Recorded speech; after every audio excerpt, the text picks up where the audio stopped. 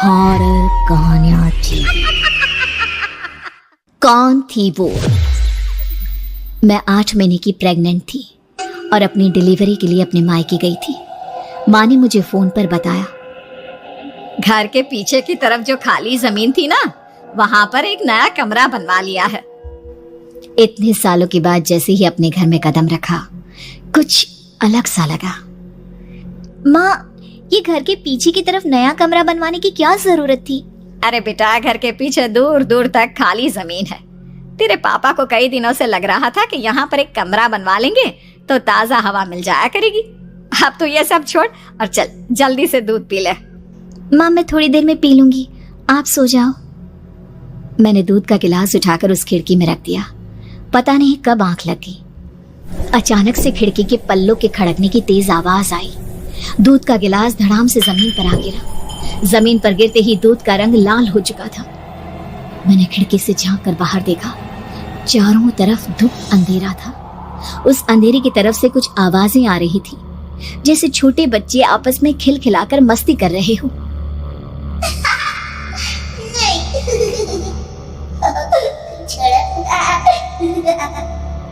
इतनी रात को इतने घनघोर अंधेरे में बच्चों की आवाज कैसे आ रही है?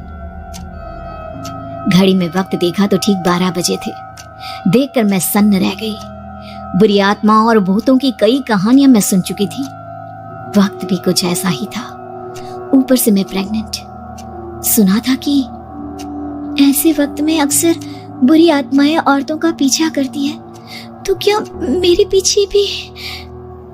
पसीने से तरबतर बड़ी मुश्किल से, जैसे कांपते हाथों से मैंने उस खिड़की को बंद किया। जल्दी से जल्दी उस कमरे से बाहर निकलकर माँ के पास जाने के बारे में सोचा, लेकिन जैसे ही दरवाजे की तरफ पलटी, लगा कोई साया हवा की स्पीड से दरवाजे के सामने से गुजर गया।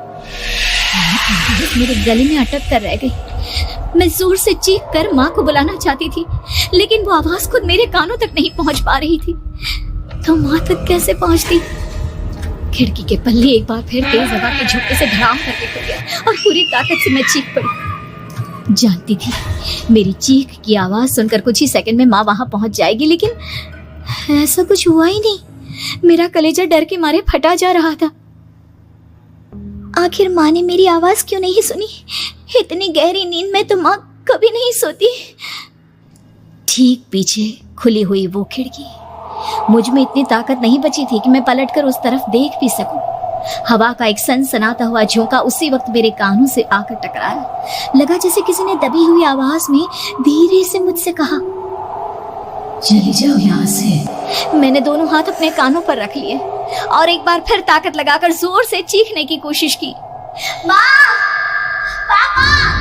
माँ! मेरी आवाज उस कमरे की दीवारों से टकराकर वापस मुझे ही सुनाई दे रही थी। जितनी ताकत के साथ मैंने चीखने की कोशिश की थी, कुछ ही देर बाद उससे कहीं ज्यादा तेज और दर्दनाक चीख मुझे सुनाई देने लगी। ये आवाज ठीक मेरे पीछे खिड़की से आ रही थी।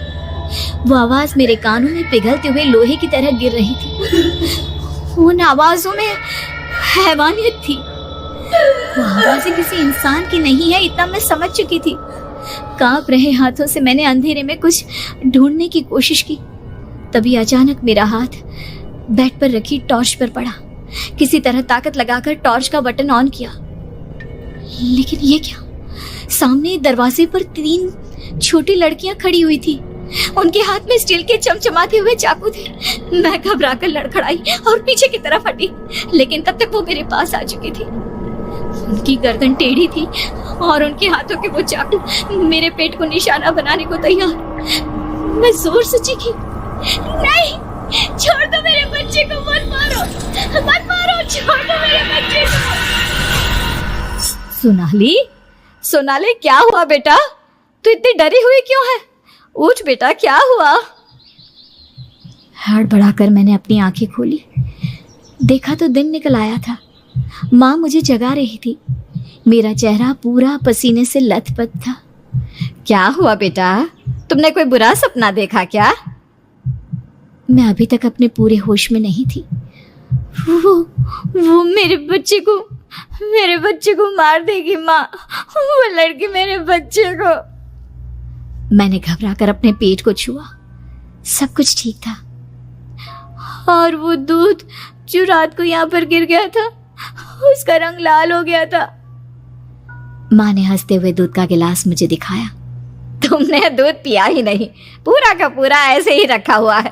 तुमसे कहा था ना सोनाली, सेहत के लिए लापरवाही ठीक नहीं बेटा। लेकिन मैंने तो सब कुछ अपनी खुली आंखों से देखा था। ये सपना कैसे हो सकता है?